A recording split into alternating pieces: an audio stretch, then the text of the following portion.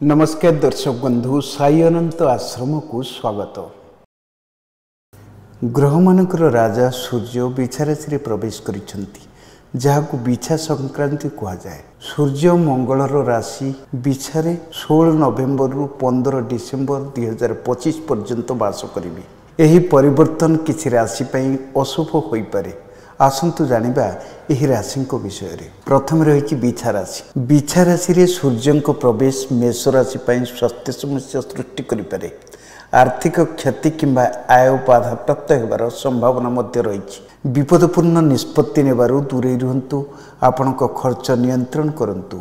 यात्रा करिबारु दूरे रुहंतु। कर्कट राशि। सूर्य गोचर कर्कट राशि पर चैलेंजपूर्ण हो पारे।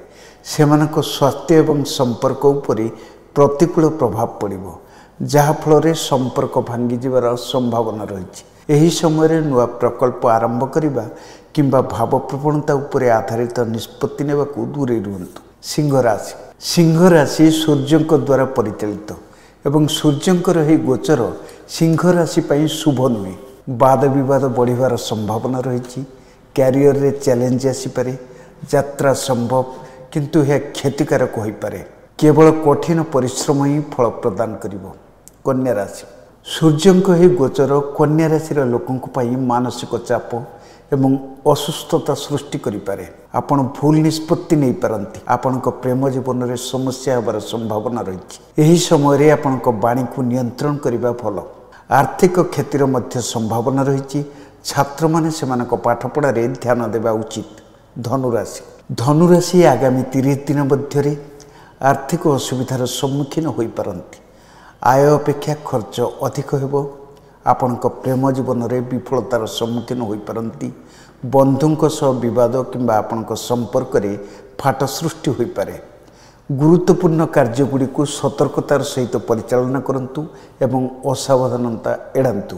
धन्यवाद। तमे पुओ को नहीं कि बाबा पाख आसला परे आपनकर कोन परिवर्तन हेछि? पुओर जो गोड़ हाथ फाटुतला तार भी कोन परिवर्तन हेछि? हाँ मो एमती जन सांग पिला शुणिकी आपण पाक आसी किंतु आसला मो पुओ दीर्घ 7 वर्ष है जो कष्टा भोगुला मोर हृदबोध हो 7 दिन गला भाया लगे। तेणुक बहुत सल्व हो जाए। बाबा को कोटि कोटि प्रणाम। आ महावीरी पंचमुखी महावीर हनुमान को मो स्वामी जहाँ कहले मुझे से कहूँ तथा मोर अलग अनुभूति।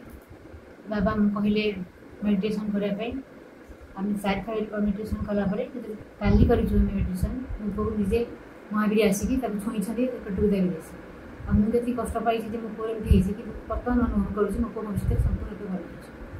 अच्छा वो एडी आसिले परे मोर जेती माने कष्ट थिला मो आगुरु जमा चाली पाउन नथली। एडी जेती सप्ताह भीतर आसिलेनी माने मते एते भल लागछि। हम तो चाली होछि बुझि होछि खेली होछि सब भल। आगु मु किछ करे